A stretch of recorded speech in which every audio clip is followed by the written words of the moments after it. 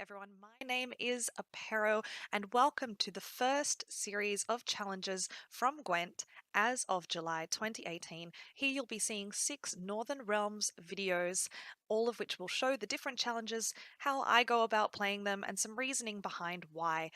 This series was created as a request from a user on Reddit who said there were no current videos of the challenges, so hopefully these help give you an idea of how to beat them and why it works, and also just providing you with some general principles that will help your gameplay across Gwent as a whole.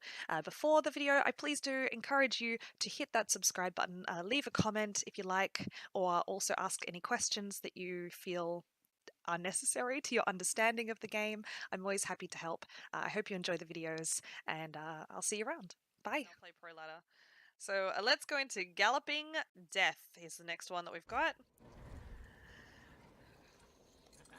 Radovid is known for stating there is no problem a gallant charge of heavy cavalry cannot solve.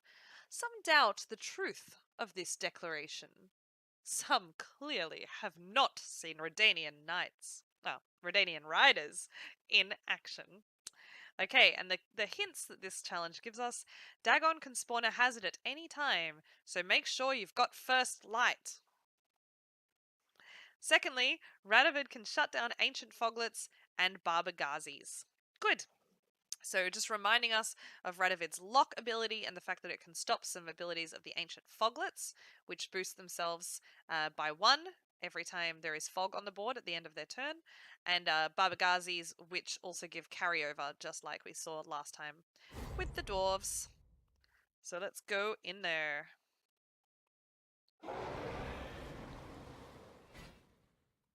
To the dungeon with him.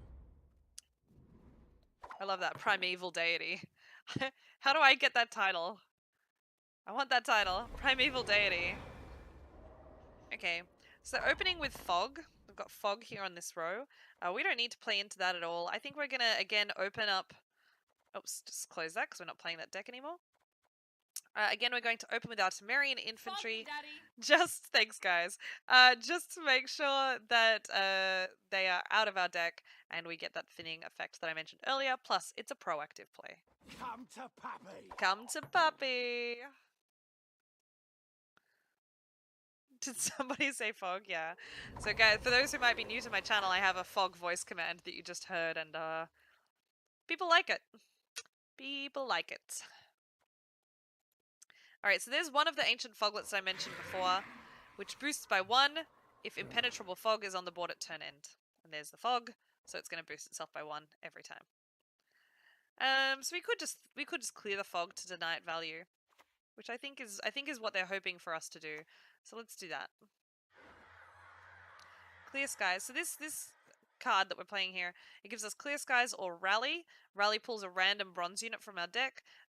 Clear skies removes a hazard, and if there are any damaged allies, damaged is when they have the little red numbers, any damaged allies in that row, and then they boost themselves by 2 when you do it. We don't have that, so don't worry about that. Okay, now we need 14 points to stay ahead. Luckily we have Geralt, and we just play that bada bing bada boom. Any last words? Forgot about Roach, so Roach comes out and we're ahead by 5 points. So, very nice.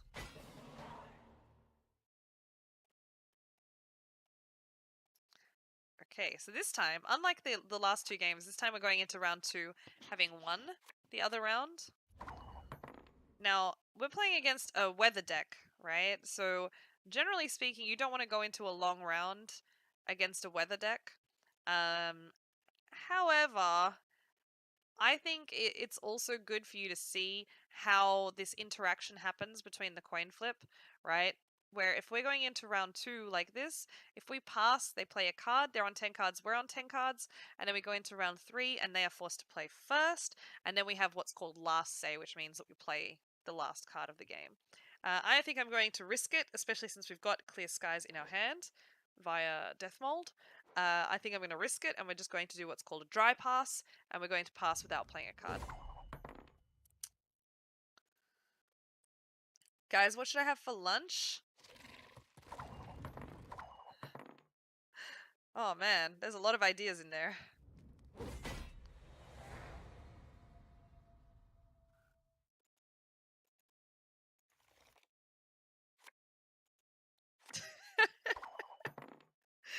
Carlos, you're hilarious.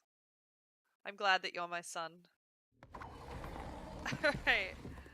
Alright, so they're opening with a fiend. It's fine. It doesn't hurt us. We can even open with our own proactive play. Let's just drop a Trident infantry. The thing is, when we're in round 3, right? Like, when it comes to these cards, what we care about is not so much what order we play them in, but whether they set up for our opponent to do something. So, for example, the card Geralt Igni burns the highest units on a row, like the top unit or units on any row if the total count is over 25. So if we played 3 Trident infantry right next to each other, we could get burnt by Igni. It would burn all 3 10-point units. So we don't want to do that. But aside from that, at this point, since none of these cards have any ongoing effects, we're not too worried about doing anything with them. So I think we just keep playing these for now. To arms! To arms! We're also not too worried about staying ahead on points because it's round 3. It just goes until someone wins. They're playing an Ancient Foglet, but as you can see, there's no fog on the board, so it hasn't boosted itself. That's fine. We just sit on that. We can actually play one of our drummers now. Can boost one of our 10-pointers, like so.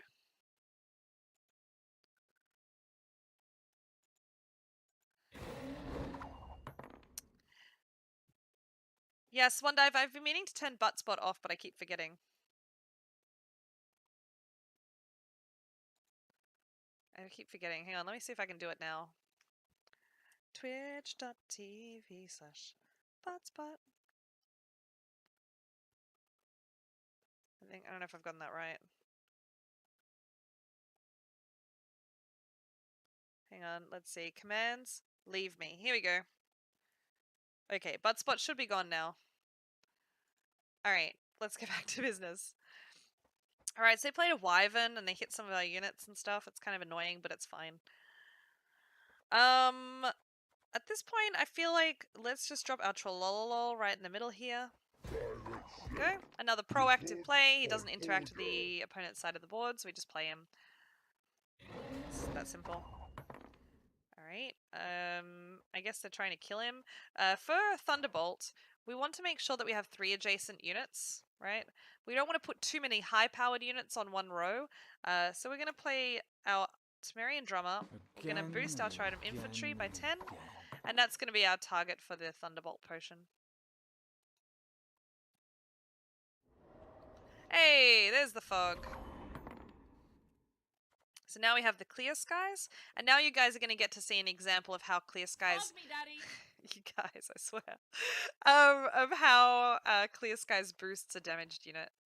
So here you can see, we're going to play Death Mold. Your will be done. We choose clear skies. It clears the fog and boosts a damaged unit on that row by 2 points. A+. Right, they play a Foglet from hand, so this is bad. Generally, if you're playing a fog deck, you want a Foglet to come out of your deck, so this is what we call a brick. They've gotten stuck with a card in their hand that they want to have in their deck. We are not feeling very sorry for them, but that is what it is.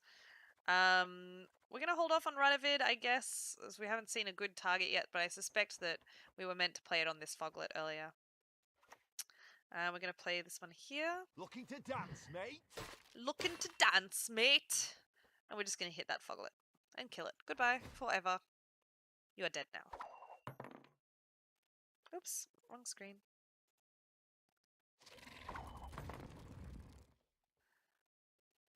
Why am I playing against the bot? Because someone asked whether anyone had created videos of the challenges being played, the contemporary challenges. A lot of videos exist of the old challenges where you could create your own deck and use it, but the new challenges are not created in that way. They kind of give you assigned cards. So I'm playing these so we can pop them up on YouTube and then newbies can kind of see how we defeat these challenges. That's the idea. Okay, so we're going to drop a Thunderbolt potion up on this row. It does put it over 25, but I suspect we are not going to see a Geralt Igni in this matchup, so let's not worry too much about that. There we go. Now, is it just me? No, that's right. Okay, good. It was just me. So happened. Okay, so now we have no way to clear fog, right? We've already played Clear Skies twice, so we're going to use Radovid to lock down this ancient foglet. All right, I'm going to just play up here. So fog, right? Fog hits the highest unit on a row by 2 points per turn. So the next turn, this Trident infantry is going to be hit by 2 points. So it basically deflects 2 points of fog damage.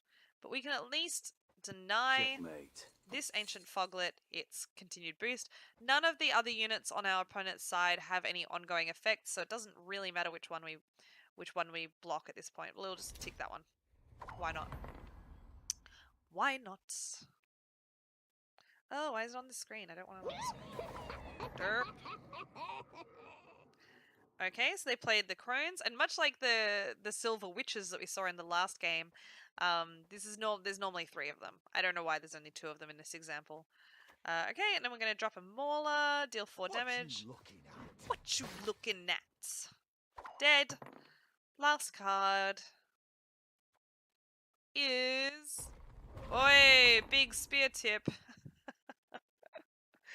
And then we're going to drop the infantryman to finish, Awaiting even though we've already orders. won. We just wait, and there you have it.